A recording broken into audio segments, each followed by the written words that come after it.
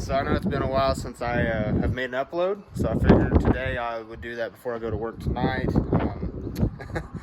Had a buddy wanting to see what was going on, so I was just like, you know what, I'll just get a video out of the way and just kind of catch you up to speed on what I have plans on this thing here, because plans have actually kind of changed on that. So clearly this is still the motor. This is the new motor. Old motor's still over there. And I really would like to tear it completely down. I don't see why I shouldn't. So I was really wanting to avoid it because I don't really know how to retime one of these, and it just seems like a very tasking thing, like something I don't want to mess it up or anything. So that's why it was drawing me away from doing it. But now, as time progresses, it'd just be smarter too, because I don't know what the tensioners look like, what kind of condition the oil pump's in, and if the head gaskets are even good. So I might as well just tear it down to that. I'm not going any further than that. I'm going to pull the oil pan off, obviously, and put a new gasket there, but I'm not pulling the crank or the rods or the pistons, nothing. I'm not going that deep into it, because I was strictly just wanting to get this swap done, and I was hoping a few months, but now here it is. I think it's like almost a year this truck's been torn apart and in this condition, and I'm ready to have it back for sure. But I think it'd be smarter to go ahead and tear this engine down, because I know if I do that, this engine will last longer. Obviously, I want to go through and do valve seals, like I said, oil pump, chains, guides, all that fun stuff. So I want to get that done, and it also gives me a good chance I can put new head gaskets in it. And yeah, so nothing's really changed much, because spring just hit, so I haven't really, and especially since this building doesn't have heat, I wasn't messing with it over the winter. I just left it set, and now I have a new vehicle, and that is going to happen in today's video as well. I'm going to introduce the new vehicle I got, but I wanted to go over the truck first, because I'm sure some people are just wondering what's going on, what progress have I made, and that's from the last upload, not much. It's just been sitting here on my shop floor, and I've been trying to figure out what I'm going to do with it and what the smart thing is to do, and that is just tear it down. So yeah, I mean, it's sad seeing it here, because every time I open the door and I come for like tools or something, which a lot of my tools are actually missing, but I have to just look at this truck, and you just see, like, it just looks sad. It's sitting here and nothing's really getting done on it, sadly. But I am one man. I don't have all the help in the world, so, and I don't have all the money in the world, or else this truck probably would never even came onto the channel. If I had all the money in the world, I would be able to have something way nicer than this. But it is what it is. I love the truck. I'm really hoping to have it back, like, before winter. Obviously that'd be ideal, but we'll just see what happens, because I have some other financial things in the works of what I want to do. I'm wanting to try to get into a house, so I don't know if this truck's probably going to be getting put on the back burner, so it probably won't happen this year, but maybe next year we can get this thing going and running. Because I mean, it's not like building this would be expensive. It's just buying the parts is, like, along with bills and stuff, life gets in the way. You can't just drop everything and work on all your projects at once. Wish it worked like that, but it don't. So I mean, roughly what I'm thinking, like how much I need to put into this motor to get it where I want, I'm guessing somewhere in the range like $1,000 max, but I think that's even an overshoot there. But just with the gasket sets, which I have some of it already. I've got like the intake gaskets and the manifold gaskets and a few other things here. I think these are coil packs, or is that there's the O2 harness extenders for the O2. Since I'm running headers, you got to run these for the O2 sensors, which I got new upstreams because, well, I cut the other ones, so they're no longer good. But what the hell's in this box? I don't know what's in this box. See, I got parts here. I don't even know what I have. I think that's a water pump. Yep, that's a water pump. Okay, so that's my new water pump there. Headers. Yeah, I mean, there's just a lot. There's a lot of new parts, a lot of old parts. the old flywheel that came with the motor, I can't use that because that's, I believe, for a 4R100, and it doesn't work with the my transmission because they're different. So I've got to use the one that came with my truck, which I wrote use on that one, and there's an X on that one. It's just because if I don't do that, I will lose it. I will not figure out which one I need to use, and I'll get scrambled and probably put the wrong one in there, and it's just not a good thing. So yeah, I guess, yeah, without further ado, let me get the car set up, and I'll catch you guys in this next clip. So I got the car set up here, and sorry for the wind noise. I don't have a mic or nothing to go on my phone, so I'm sure the wind noise is going to come through on this. I'll try to make it quick and speak up a little bit here. But without further ado, here's the new car. So it is a 1997, and some of you've already seen this, but it's a 1997 Ford Mustang GT with a 4.6 and a 5-speed. And it's not stock suspension wise. I mean, you can see it's definitely setting low. I like how it's setting. I might go a little lower in the rear, but I could also run a taller tire if I wanted to, but it already kind of scrubs on the wheel well, so I'm probably not going to do that. And this is all future stuff because I do have, I've done a lot to this car already. I didn't just get it. I've owned this car since like the end of January. That's how long I haven't made a video on it, and I feel bad, but I should have made one sooner, but I haven't, just because I haven't had the motivation to do it, and I didn't know when to do it. But today, like I said, I just decided to go at it, get it done, and yeah, man, it's a pretty sweet car. It's really slick. It's a nice car. I mean, it's got a few flaws here, you know, something like hit it here, and it's got a dent, which bothers me, but it is what it is. I mean, the paint's peeling off the bumper. It's not perfect. It is not perfect. It is an all original paint car, so this is the factory Ford color on this car, and has never been repainted as far as I can tell because of the age of the paint. I mean, yeah, just look at this. It is. We got the dogs with us today. They're over there now, but we got the dogs. So I mean, the back seat's really nice, I promise. And the only real interior seating issue is just the bolster. The leather's starting to peel up on it, so I'm gonna try to get that fixed eventually. But I mean, yeah, man, this thing is about as nice as it gets for me, anyway. Any nicer, and I couldn't afford it. So we'll show you the engine here. Not that you guys haven't seen a 4.6 before, but there it is. Like I said, pretty much stock. There's no boost, no nothing like that. The cold air intake with a set of headers and exhaust, and it is currently sitting on a set of max heating rod coilovers, which I don't know how to feel about them, because anytime you back up, turn, hit a bump, this one, it makes a sound. It's like a popping noise.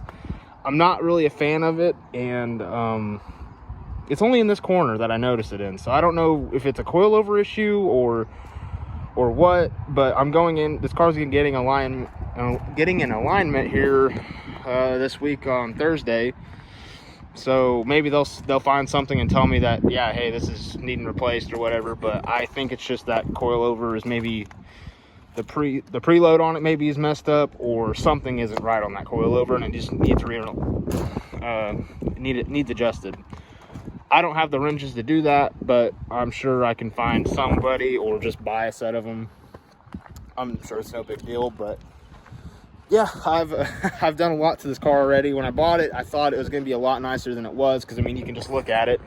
Looks wise, I haven't done anything to it. The wheels were already on it. It was already this low. I haven't done any like custom mods. It's basically been just maintenance mods, like, and it's just been maintenance. So the first thing I had to do was rear brakes, because, well, that was my fault. I left the e-brake up, and I was driving down the road, and I went up to stop at a stop sign, and they were grinding. It was just metal on metal, and I was like, oh shit, and I put the e-brake down and knew what I did. So had to park it for a couple days till I got paid, bought the brakes, and then we were out driving around after that, and I could smell burnt diff fluid, and I looked underneath the car, and the diff cover it was leaking, and so it got low on, the diff got low on fluid. Thankfully, it still had probably about a quart and a half in it, so it wasn't too low to where it was going to burn up bearings or anything, but it was starting to get hot, and you could smell it. So I pulled the cover, cleaned everything up, resealed it, put fluid in it the next day, because the silicone's supposed to set for like 24 hours or whatever before you put fluid in it. So I did that, and then of course, after I did all that, the fuel pump, we were out driving around just about like a day like today, right before I had to go work nights, and the fuel pump fuse blew, but it was because the fuel pump it was just shorting that fuse out. So I knew the fuel pump was going out, and we got it replaced. And now I'm still having a fuel cut issue with the car, and there's I believe it's called like the fuel pump control module, I believe is what.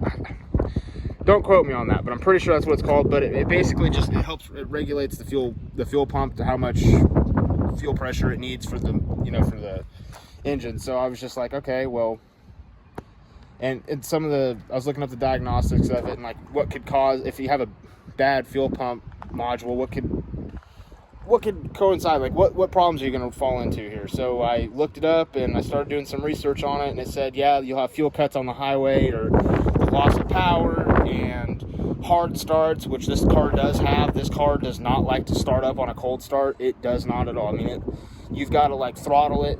It sounds like a tractor almost. You got to throttle it to give it, so it'll finally fire up and start running normal.